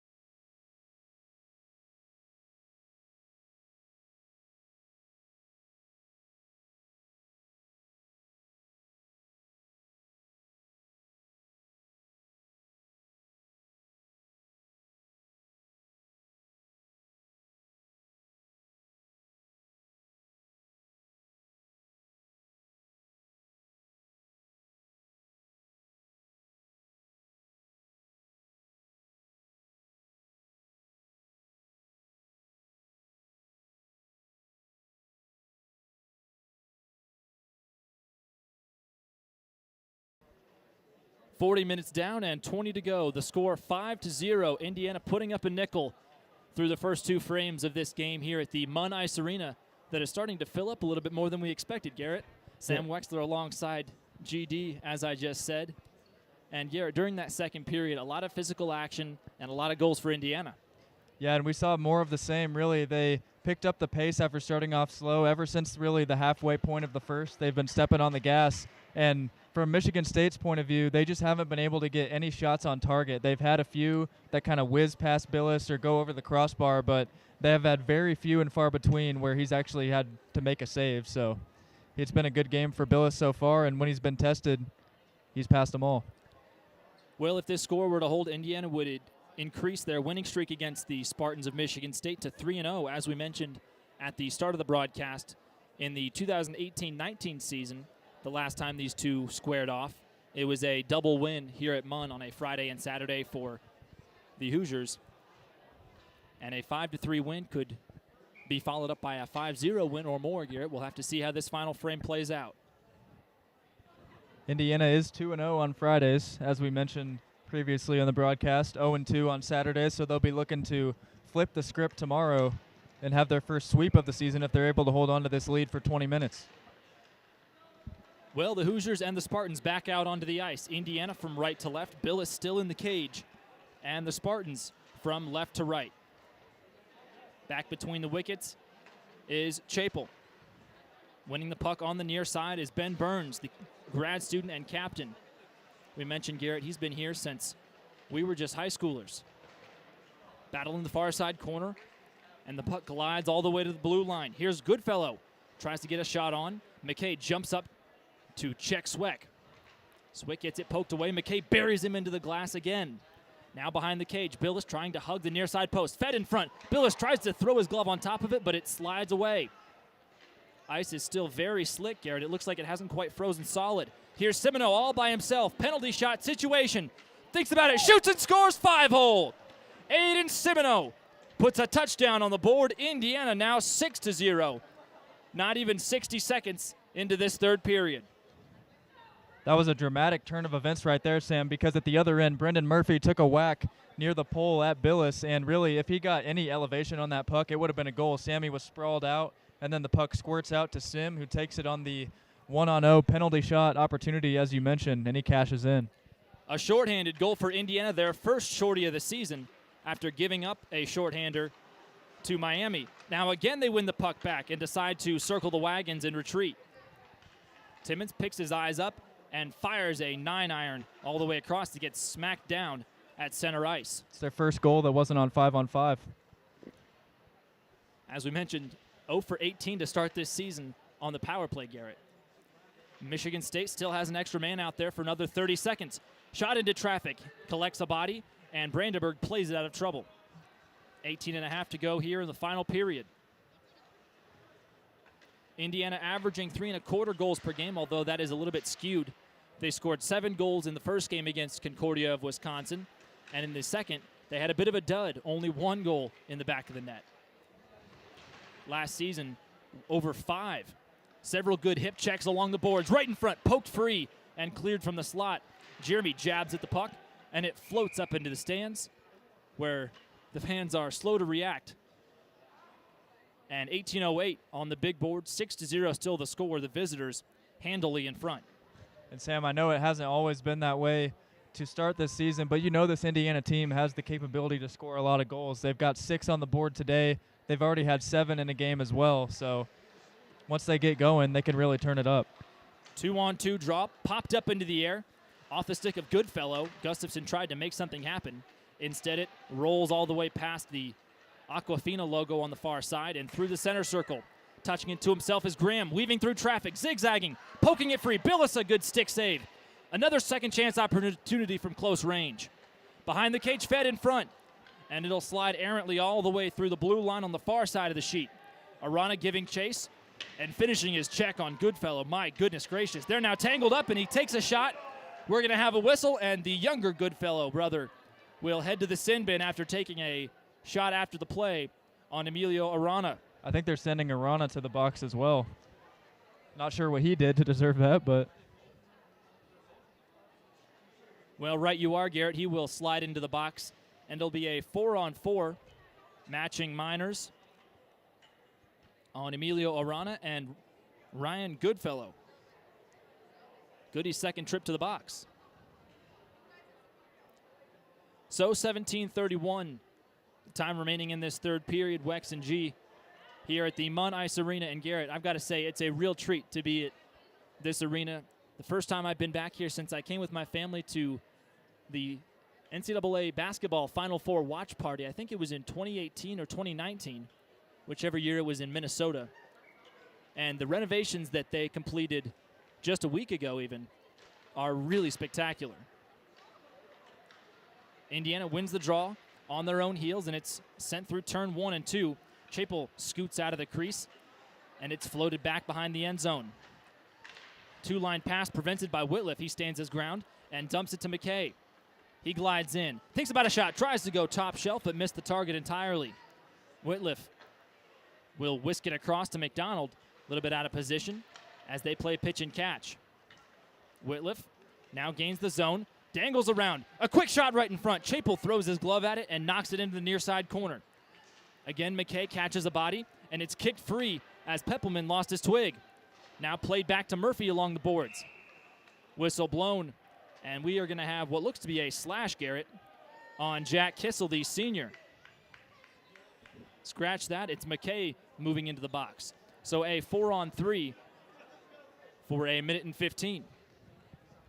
Yeah, right there we saw McKay take another rip at the net that went high over the far corner there, and then trying to get back, he was a little slow and was left with no option but to slash there, and Michigan State got a decent rush out of it, but fortunately for Indiana, they were able to touch up. Face off to the leather side of Sammy Billis, the netminder for Indiana, won by the Spartans. They've controlled the face-off dot handily in this evening's contest. Working the blue line is Murphy to the far side, fed to the near side. Soft space right behind the crease, no one was there, and chasing after it furiously is Schwartz. You got to one-time that puck right there if you're Switzer. He slings it around the end zone and back toward Schwartz again. Backside right off his tape. Couldn't handle it. That was Switzer. And boy, that back door was wide open, Garrett. Second time in a row. Another feed in front. Billis holding his line, and the puck bobbles right across the blue line, so Indiana will get a fresh killer on. Still 30-plus seconds on this 4-on-3. Michigan State with an extra man out there. Circling around the blue line, feeding to the near side. That's Switzer. He gets matched up against Timmons, who throws a little shoulder, and now pops it free. Here comes Chambers with some space. He gets stood up outside the circle, and the puck wobbles away from him. Chapel takes a weird deflection and nearly poked it into his own net. 10 seconds before this turns into a 5-on-4 for just under a minute. Schwartz weaving backwards and sending the puck into the trapezoid. Yanked away as several bodies collide, and a rugby scrum nearly started back there. Sliding around the edge of that circle and shooting straight into the chest protector of Sammy Billis, who holds it against that Indiana script on his red sweater. And now, Garrett, we've got some extracurriculars. 15:23 to go here in period number 3 at Munn. 6-0 the score. Michigan State had some good opportunities on that advantage, Sam. We mentioned the couple one-timers that Switzer was unable to get his stick on immediately. He kind of had to stop it, and then it gave Indiana a chance to get back, but the Hoosiers able to win the faceoff in their own zone here, and they clear it. 15:15 to go in the third. Indiana up by a touchdown, scratched the extra point. Gaining the blue line for his side is Ben Burns. He gets bundled and then sends Whitliff onto his wallet. Now a shot looking for deflection. Another second chance opportunity from the backside. A good punch of a shot by Mel Kernakis. Burns guides it, and a no-look backhander right in front of the crease. Shot attempt by Mel Kernakis again. He is stymied by Billis at the moment. Working the blue line and holding it. Now to Burns. Trying to thread it through traffic, but is unsuccessful. Even strength again. McKay all by himself, chasing it down at the line. Icing waved off. McKay trying to hold on to it and wait for helpers to come. Arriving soon after is Brandenburg, who's dispossessed in the end zone. Again being spun around behind the crease. Now Brandenburg pokes it free to Gustafson. It bounces past him, and McKay guides it to the far side. Long shot that laser beams over the crossbar. Warner feathers it around the corners, and Gustafson scoops it up on the far side. He gets a huge open ice hit. He goes sprawling.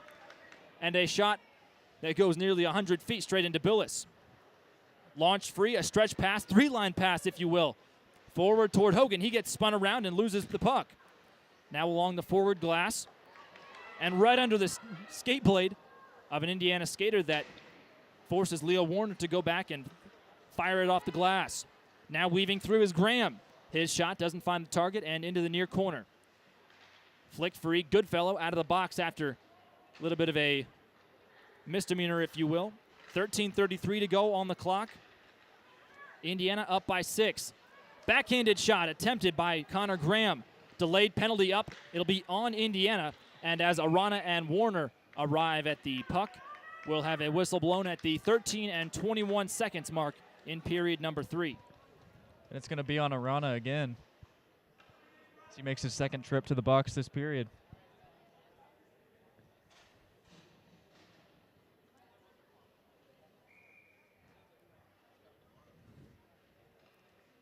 Well, as we mentioned, coming into this weekend, Michigan State 5 for 11 with an extra man out there.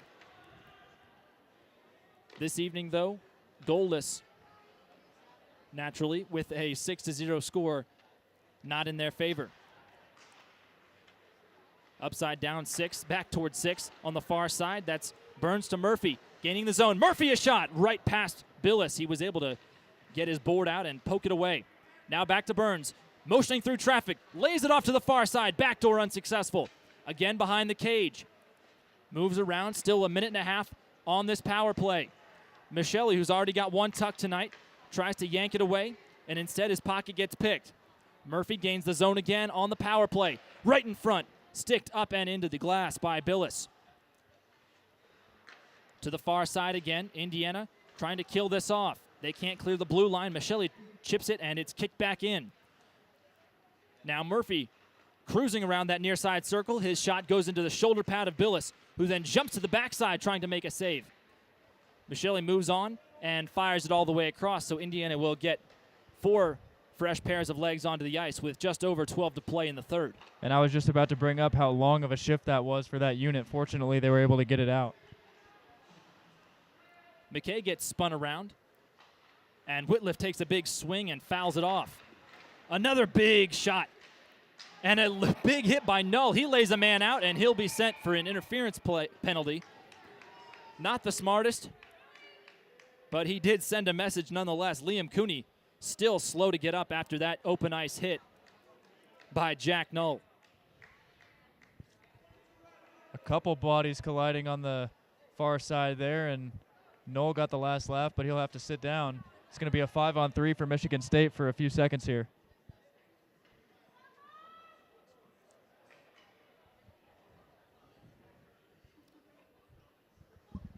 As we take the opening draw of the 5-on-3, it'll be in the Indiana zone, so Michigan State already had an advantage there.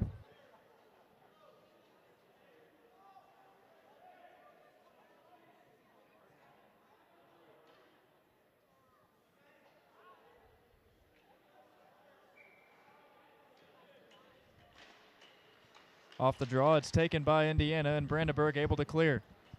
All the way across the sheet, and scooting out of the blue paint is Chapel, twirling it on the end of his stick. He hands it off to Brendan Murphy, the sophomore, who flutters it onto the near side. McKay squishes Melo Kornakis up against the glass, but he manages to pull the puck away. Circling the circumference of the far circle. Now toward Murphy. Back into the high slot. Borchardt a shot. Backside. Another kick in. And it is still prevented from crossing that goal line by the Indiana netminder, Sammy Billis. A few ticks over 11 minutes to play. Pulled out of the air by Coleman Peppelman. Into the far corner now. Still 69 seconds on this power play for Michigan State. A shot. Billis pokes at it and punches it out of the air. A wraparound attempt. Stymied again by Chambers, who was in the right place at the right time. McKay zooms into the near corner, trying to knock his man down and prevent a play. But instead, Michigan State shoots themselves in the foot and will have to vacate the zone. Indiana full change. Another quick rush. Peppelman trying to go a counterattack now.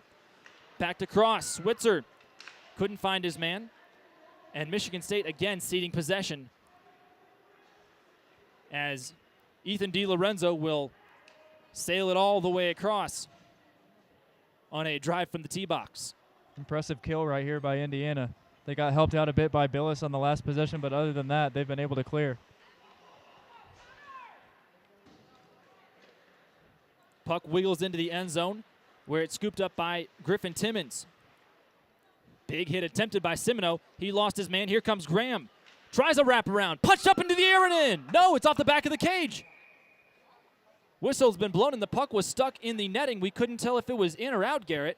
Yeah, it was on the back of the netting, kind of where the net goes into that solid plastic at the bottom, but it was not in the net. What a weird sequence of events. We've reached the halfway point and then some of this final frame. Just 3 ticks left on the penalty where Jack Null will vacate soon enough. Indiana leading by 6 after a flurry of goals in the first and the second. Null gets out of the box, potentially prematurely, but all's fair, I suppose, when the score is as it is now. Michele gets dispossessed, and the puck bounces against the glass, and Timmons delivers a big hit. Boy, they are taking no prisoners even in the waning moments of this contest. They still have a game tomorrow, mind you. The aforementioned Jack Null backhands it over toward Michele. He gets spun around, and it's lifted back towards Simoneau on a give and go. Gloved up out of the air, a quick grab like a first baseman, Garrett. That was off the hands of Cooney.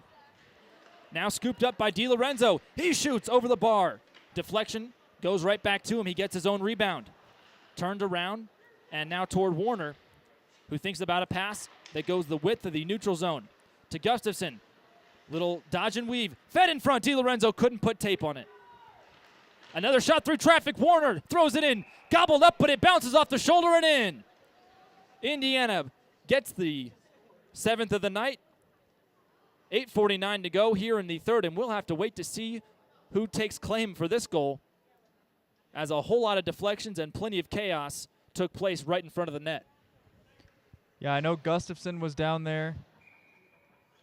Warner might have been down there as well. We'll have to wait for the official scoring on that one. Potentially Jack O'Flaherty, as Leo Warner struggling to get up, and then Gustafson takes a little bit of a mini spill. So potentially the second tuck of the year for O'Flaherty. Williams punches a man in the chest with his hit.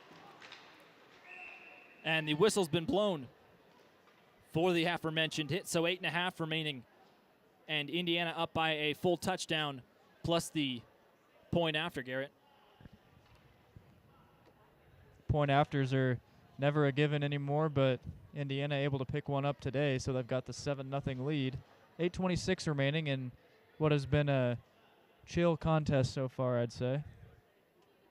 Well, it's not quite the brouhaha we saw against Concordia of Wisconsin, which more resembled the preseason game that Indiana played last year that devolved into all-out chaos with 4 ejections against the Chicago Cougars junior hockey team, Garrett. Yeah, that one was quite the barn burner in goals and in fights. Cade Kenyon ended up getting the overtime winner in that one. Cade Kenyon had a goal the last time these two teams played back on February 9th of 2019. Gathered in the neutral zone and left towards McDonald. He takes it, shoots, and it's knocked all the way up into the glass, nearly hitting the netting. Second time Tommy McDonald has missed in a penalty shot situation. Jumping off the stick and onto the skates.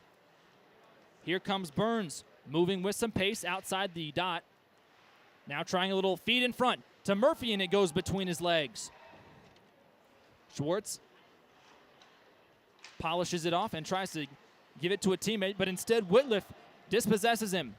1-on-2, he doesn't have numbers, but will try to go anyway. Poked, and it squirts across the far circle. Murphy wraps around his own net and will twirl, carving a little circle into the ice of his own. Still waiting for his men to change, and finally chipped forward off the tape of Switzer, who gets his own deflection into the far corner, then to near. Malakranakis fighting hand and fist with McKay again. We've seen McKay everywhere, Garrett. A shot through traffic. Goodfellow shot just past the far post. Working the near side point, Cooney. Still a power play for Michigan State. Sitting in the box is Jeremy. Deflection and a shot right past Billis. It went off the side of his arm, his elbow. Fed in front. Here comes Ethan DiLorenzo by himself, shorthanded. He shoots, he scores! Ethan DiLorenzo makes it 8 with 6:41 to go here in the waning moments of the game, Garrett. A shorthanded goal, the second shorty of the night for Indiana, and the second of the season. And the second breakaway where there was no defender back for Michigan State in the last 2 minutes here. McDonald missed his, but Ethan DiLorenzo able to go top shelf and put it in the back of the net. First of the year for Ethan DiLorenzo. Didn't miss a single game last year. 34 games in 34 chances. And was one of the high-flying freshmen that helped Indiana get all the way to the ACHA Nationals in St. Louis. Michigan State, on the other hand, upset in the first game of regionals by the score of 8-4 after giving up a trio of goals in that final frame. Charging forward is Graham. His shot bounces in front of Sammy Billis, and he plops on top of it to freeze the puck. Sammy's racking up the saves here in the third. We mentioned in the first two periods he didn't really face that many shots, but here in the third period, Michigan State's really been letting them fly. They've also been up a man or two most of the time, which helps with that, but nonetheless. Back to even strength after the shorthanded goal by the Hoosiers. It jumps up onto the boards, and the puck guided along the goal line. Now to Melokranakis. His shot gets deflected and takes a bite out of somebody's leg. Now spun around is Smith. He gets his pocket picked, and the puck gathered over by Kissel in front of his own bench. Trying to shoulder a man off the puck was Brandenburg, but staying with it is Melokranakis. One-man show, and it is sticked away into the corner. Billis with another good save, Garrett, as you mentioned. Thrown free and bunted smack down by Aiden Goodfellow, the Indiana goodie. As we mentioned, Garrett, this series is a battle of the brothers. Aiden Goodfellow, the senior, or graduate student as he would prefer, and his younger brother, Ryan. So far, the men in red from Bloomington have had the upper hand. 5 1/3 to go here in the third. Zigzagging back and forth through the neutral zone is Williams before it pops off his blade. Charging forward is Miles Smith, and he's met by Leo Warner, who ends up with his head against the glass. Pushed forward toward Kissel as Indiana fights off a change. Ryan Goodfellow gains the blue line right through traffic, gets a quick slash, and draws a penalty as the puck ends up under a pile of bodies behind the Billis cage. So Indiana will again force themselves to play shorthanded. They've been racking up the penalty minutes in the third period here. As you mentioned, Sam, it's going to be Austin Williams heading to the box here. Michigan State unable to capitalize on their variety of power plays they've gotten so far. But I think it'll be a good test for the Indiana penalty kill here, especially when you're up 8-0. You really get to see what you're made of. A 90% on the penalty kill is pretty decent for the year. Indiana last year, 79%. Swing and a miss on a shot, and it is slid all the way across where Chapel lets it bounce off the curved part of his stick. Murphy takes the handoff and feeds in front of the scorer's table. Now toward Burns, who avoids a check but loses the puck in the process. McKay digging in, trying to shovel the puck free. Snow flying up into the air as sticks and pucks collide. 4:20 to go in the game. 8-0 the score for Indiana. Hip check missed, and Murphy swivels around it. To Schwartz, his shot, top shelf score! There goes the shutout for Sammy Billis, and the deficit back to 7.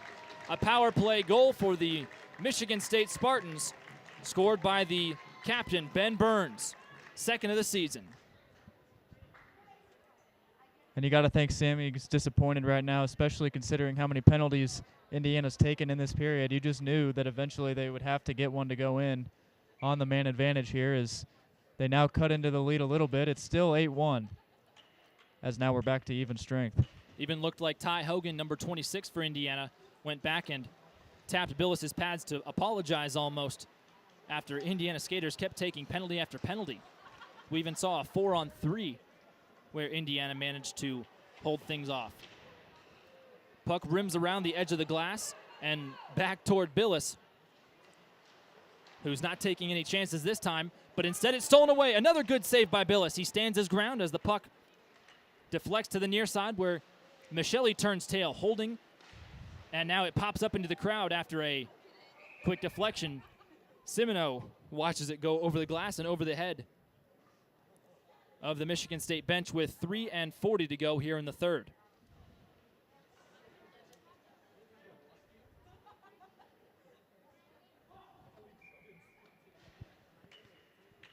If you're Indiana, there's not much you can say besides job well done on this one today so far. They came in and executed everything that they were hoping to do, and it's 8-1, and they still have a chance to add on to that lead here.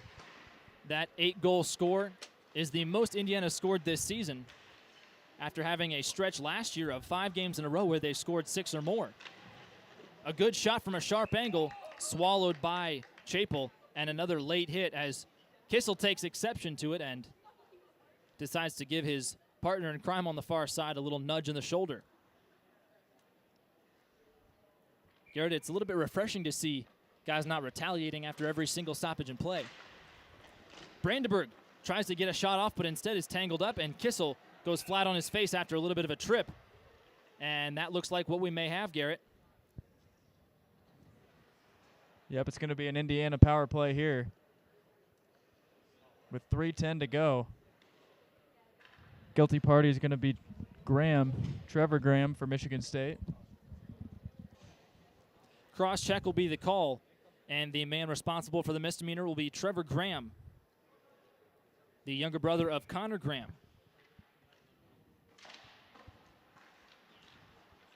Indiana wins the draw on the far side dot in the attacking zone. DiLorenzo already got 1 goal. Gives it to McKay, who's got a tuck. He fires it, trying to get a rebound pass over to Gustafson. They'll try to circle around and cycle the puck. Instead, a shot deflects over to the far side. McKay, backhand pass through the trapezoid, knocked free, and forces his man to lose a stick. But now another penalty on Indiana, and it'll be a 4-on-4 before Michigan State goes up a man. Well, Garrett, some games that are blowouts, you don't have much you can take away, but from this, you can absolutely look at the film and say to your team, we've got to cut down the penalties. Yeah, and it's been problematic the past couple seasons, really. Indiana's had times where they just lose their discipline altogether, and especially with a big lead, you want to try to get the game over with quicker so you don't take the penalties and put yourself in tough situations, but there's just been way too many here today. That's really the only negative thing you can say about it. Speaking of getting this game over quickly, at the conclusion of tonight's game, Kelsey Dennehy, our sideline extraordinaire, will have an interview, we hope, with Coach Andrew Weiss when the clock hits 000. Here comes McDonald, his jersey fluttering in the breeze. Scoops it up, tries to get a backhand pass, and rocks the glass as his attempt is in vain. Tries to line another man up. That was Wishart avoiding the check. Into the center circle, poked free, and Kissel watches it go past him. He was in the box earlier and then calls for a change. Tommy McDonald does. Scooting through here, Swick. Pushed forward into Billis, and he squeezes the legs on top of it with 2:08 to go here in the third period of game number 1 between these two Big Ten schools. Final 2 minutes of play here. Let's see if Indiana can get one more penalty kill to make up for the power play goal that they gave up. Draw to the far side. Indiana on their heels, won by the Hoosiers. Pushed from Hogan to Emiliano Arana. Arana trying to chase down his mistake and can't win the puck back. Here's Goodfellow zigging through traffic. Billis, a good save off a weird redirect shot. And looking forward for a teammate. Stretch pass deflected, and it'll be Arana all by himself. Chapel has to hurriedly get the puck into the corner and prevent a one-man show. Whitliff ladles it to himself and guides the puck into the zone.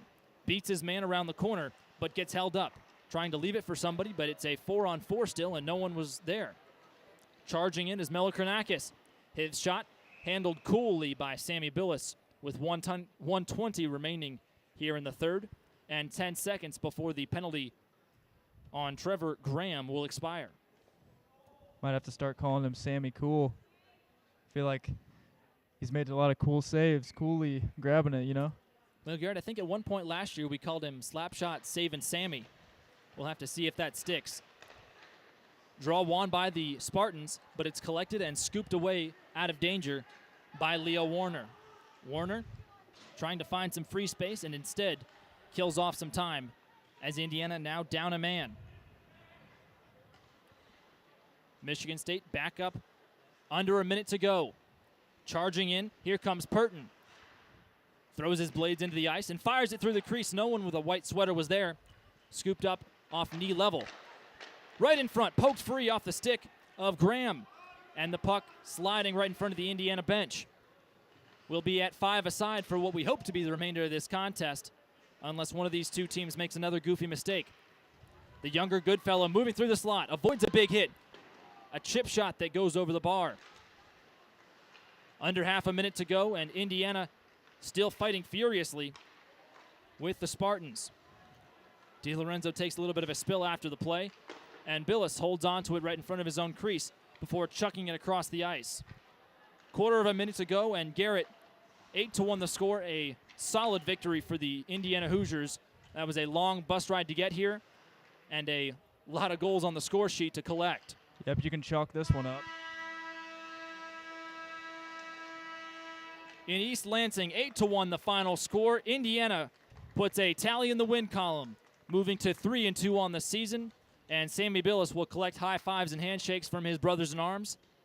And we will send it to the far side of the ice momentarily, where Kelsey Dennehy will get an interview with the head coach of the Indiana Hoosiers, Andrew Weiss. But Garrett, a hard-fought match, more physical play from an Indiana side that we know their brand is physical play. Because of their size, they can't always rely on having the biggest guy out there, being in the intimidator, if you will, like they had last year with Captain Nate Cesarski. Yeah, and there wasn't a whole lot of pushing around really going on today, except when things were already out of hand, and Michigan State was clearly getting a little frustrated. But the penalties you got to clean up. You know, that's going to be the first thing Coach Weiss says when you get in there, like, good win, guys, but we can't be doing that stuff. So we'll see what he has to say in the post-game interview as well. But overall, this is really the only thing you could have hoped for the boys in Crimson after a long bus ride, getting in here less than 2 hours before puck drop, and they took care of business. Garrett, since the only goal for Michigan State was scored on a power play, do you think it's fair to say that the penalties cost Sammy Billis the shutout? I think it's fair to say that, no question. There was just too many shorthanded situations that they put themselves in, and at the end of the day, Sammy just was unable to stop them all, which you can't really blame him for that, but it's unfortunate. Well, we'll send it to a quick break as handshakes finish up, and the Goodfellow brothers pose for pictures with their mother standing just next to Kelsey Dennehy. We'll take a quick break before the on-ice interview with Andrew Weiss. Final score, 8-1. The Indiana Hoosiers put a tally in the win column on Friday night from the Munn Ice Arena.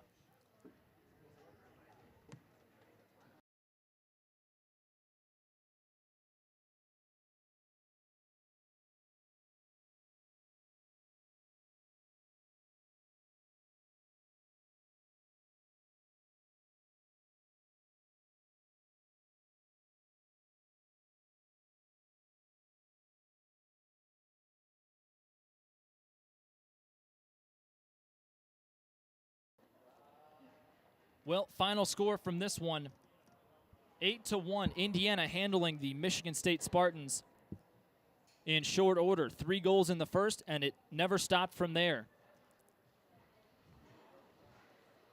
We talked about the dominating performance from Indiana, and it was really a complete game other than the issue of the penalties. And now standing alongside Kelsey Dennehy is head coach of the Indiana Hoosiers, Andrew Weiss. I'm here with head coach Andrew Weiss after the Indiana Hoosiers defeated the Michigan State Spartans 8-1 on this Friday night. Coach, what changed for you guys tonight? Obviously, you put up a lot more points than you have in the past couple of games. So, looking forward for tomorrow, after you guys haven't taken home the second game in the past couple series. So, looking tomorrow, what do you guys need to do? I think to your point, the last 2 weekends, the effort's been pretty inconsistent from Friday to Saturday. So the big thing we're talking about is consistent effort and trying to bring that on tomorrow with a short turnaround. Absolutely. And talking to Matt McKay earlier a little bit about the defensive zone and how you guys were able to shut down plays down low a lot quicker because of the cohesiveness, of the forwards and the defense. Do you want to talk about those changes a little bit? Yeah, I mean, we have 14 freshmen and freshmen that are playing impact on this hockey team. So, like you said, getting some cohesion now that we're 5 games in and starting to kind of gain some chemistry and learn how to play system hockey or the way we play. It kind of showed, and I think we were much better in the D zone today. Absolutely. And you mentioned the rookies.